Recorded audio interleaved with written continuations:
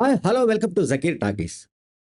Congress party అఖిల భారత అధ్యక్షుడు అంటే ఏఐసీసీ అధ్యక్షుడు మల్లికార్జున ఖర్గే ఆయన పాపం అంటే విషయం తెలియక మాట్లాడతాడో, తెలియక మాట్లాడతాడో లేకపోతే ఏమైనా వయోభారం వల్ల వచ్చే సమస్యల వల్ల మాట్లాడతాడో తెలియదు గానీ, ఇదివరకు కూడా చాలా సందర్భాల్లో కొన్ని ప్రశ్నలు మీడియా వాళ్ళు అడిగినప్పుడు పార్టీ హైకమాండ్ చూసుకుంటదా అని చెప్పాడాయన. మళ్ళీ తాజాగా కర్ణాటకలో సీఎం మార్పుకు సంబంధించి కొన్ని ఊహాగానాలు జరుగుతున్నాయి. కొద్ది రోజులుగా కథనాలు వస్తున్నాయి.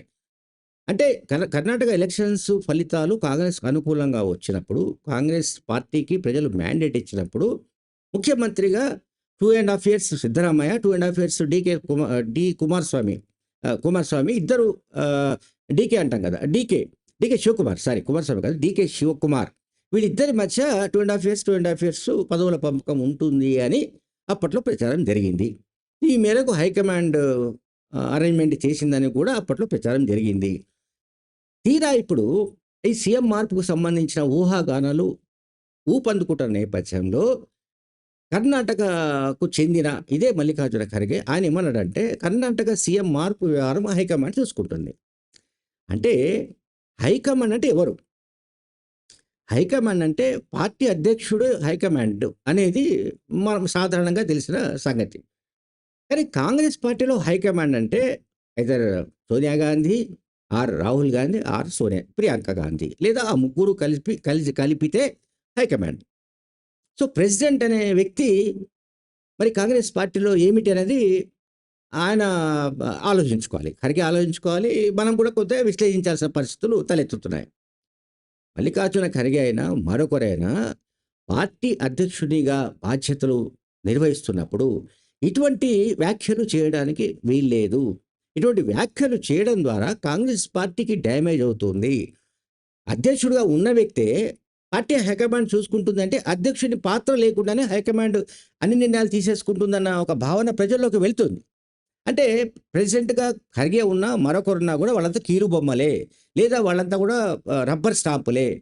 పార్టీ హైకమాండ్ అంటే సోనియా గాంధీ, రాహుల్ గాంధీ ఏమి నిర్ణయిస్తే దాన్ని అధ్యక్షులు ఫాలో అవుతారు తప్ప, వాళ్ళు తమకు తాముగా ఏ నిర్ణయము తీసుకోలేరు. ఏ విషయం చెప్పలేరన్న ఒక మెసేజ్ ప్రజల్లోకి వెళ్ళే అవకాశం ఉంది. మరి ఇది మల్లికార్జున ఖర్గే లాంటి సీనియర్ రాజకీయ నాయకుడికి తెలియదని అనుకోవడానికి లేదు. కానీ కొన్ని సందర్భాల్లో ఆయన ఇటువంటి విషయాలు మాట్లాడడం, ఇటువంటి వ్యాఖ్యలు చేయడం వల్ల అన్నెసెసరీగా ఆయన అవహేళనకు గురవుతున్నాడు. అనవసరంగా అవహేళనకు గురవుతున్న పరిస్థితిని తనకు తానే ఈ ఖర్గే కొని తెచ్చుకుంటున్నాడు. ఇప్పుడు బీజేపీ దానిపైన అటాక్ చేస్తోంది. హైకమాండ్ అంటే ఎవరా బాబు! మరి నువ్వేంటి మరి పార్టీ ప్రెసిడెంట్ అయి ఉన్న వాడివి. నువ్వు కాకుండా ఇంకో హైకమాండ్ ఎక్కడిది అని వాళ్ళు అడుగుతున్నారు. ఇప్పుడు మనందరికీ తెలుసు. తెలుగుదేశం పార్టీ అంటే హైకమాండ్ ఎవరు? Chandrababu Naidu and Lokesh. BRS party high command అంటే కేసీఆర్ అండ్ కేటీఆర్. సో, ఒక్కొక్క పార్టీలో ఇప్పుడు డీఎంకే ఉంది. మన స్టాలిన్ హైకమాండ్. అక్కడ తృణమూల్ కాంగ్రెస్‌కు వెస్ట్ బెంగాల్‌లో మమతా బెనర్జీ హైకమాండ్.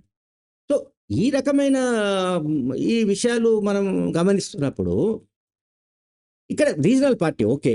ఇప్పుడు బీజేపీకి సంబంధించి యాజ్ ఇట్ ఈస్‌గా మనకు తెలిసిన లేదా మనందరికీ అవగాహన ఉన్న విషయం ఏంటంటే హైకమాండ్ అంటే నరేంద్ర మోడీ అండ్ అమిత్ షా. అట్లాగే కాంగ్రెస్‌లో కూడా సోనియా గాంధీ అండ్ రాహుల్ గాంధీ. కానీ అది పార్టీ అంతర్గత విషయం.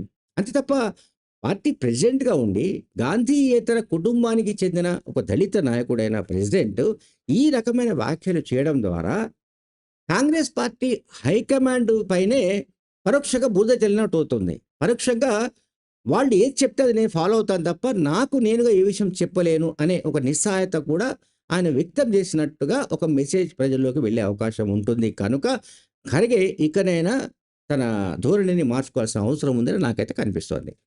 Thank you very much.